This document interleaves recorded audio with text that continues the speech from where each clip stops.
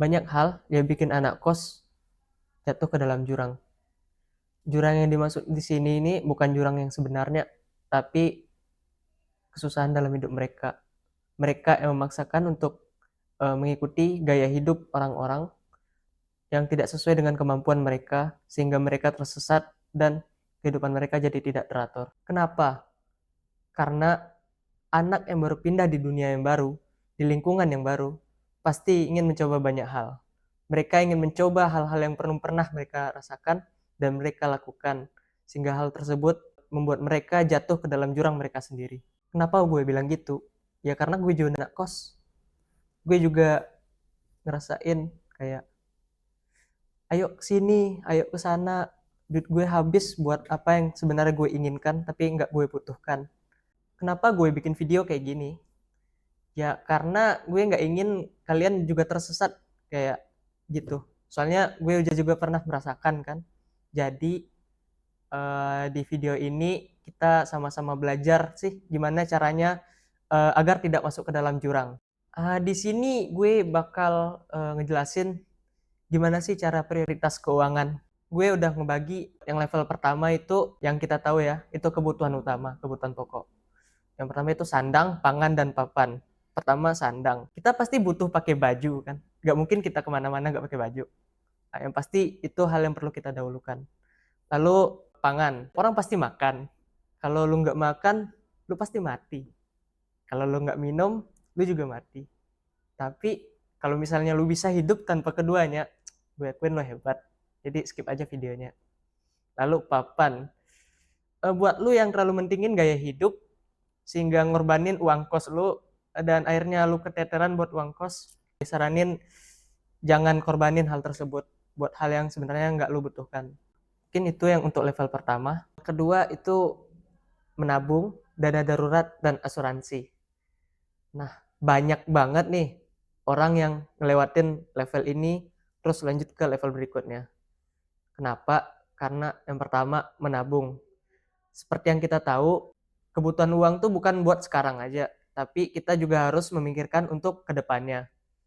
Kalau misalnya kita nabung, misalnya nih, di minggu ini kita nggak dapat duit dari orang tua kita.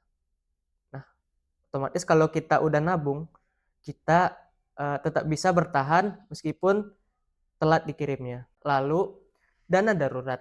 Kita nggak tahu nih, kita kan nggak selalu sehat. Kita kan nggak selalu aman. Bisa jadi kita butuh dana yang kita nggak punya, tapi sebelumnya kita kan udah nyisihin dana darurat. Hal tersebut dapat mengcover kebutuhan kita tersebut. Nah, lalu asuransi. Ini sih menurut gue nggak terlalu penting amat sih buat anak kos. Tapi ini kedepannya bakal sangat berguna untuk kita yang sudah bekerja, yang penuh dengan resiko di setiap kehidupan kita. Buat teman-teman, hal ini sangat penting ya. Level ketiga. Level ketiga itu investasi. Kalian kan udah nabung nih. Gak mungkin kan bakal nabung terus gitu. Pasti kalian pernah mikir, uang yang gue tabung ini bakal buat apa ke depannya. Dan gue sebenarnya nggak perlu butuh juga uangnya.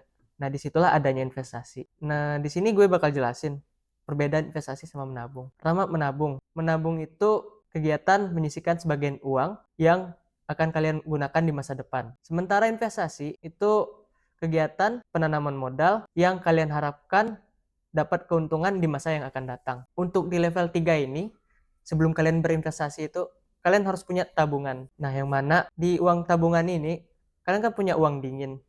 Nah, uang dingin itu yang kalian gunakan untuk investasi. Sehingga kebutuhan kalian yang lain seperti untuk makan dan lainnya itu tidak terpotong. Untuk kalian investasi, kalian pasti butuh tabungan. Nah, tapi jangan semua uang tabungan lu masukkan ke investasi.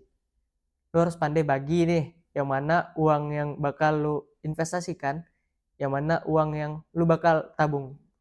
Nah, sehingga jika semua uang kalian investasikan, kalian bakal keteteran di masa yang akan datang. Selanjutnya, level terakhir, level keempat. Level keempat ini gengsi. Nah, di gengsi ini, kalian ngerasa nih, kalian ngelihat gaya hidup orang lain, kalian pengen ikutinnya juga.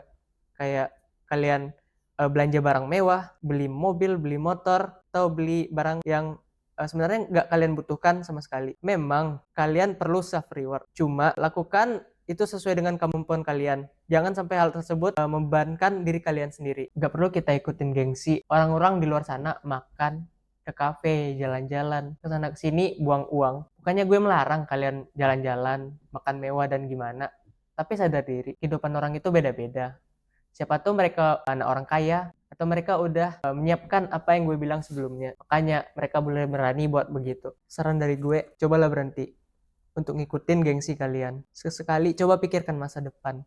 Jangan kalian foya-foya, ngikutin gaya hidup yang ujung-ujungnya ngeberatin diri kalian sendiri dan orang lain. Maka dari itu, cobalah ubah pola pikir lo. Cobalah sesekali lu pikirin finansial lo. Lu pikir lagi alasan lu ngekos apa, alasan lu buat ngerantau itu untuk apa. Kalau misalnya lu coba buat ikutin apa yang gue sampaikan tadi, lu nggak bakal terjerumus ke dalam jurang. Gue harap apa yang gue sampaikan bisa bermanfaat untuk kalian. See you next video.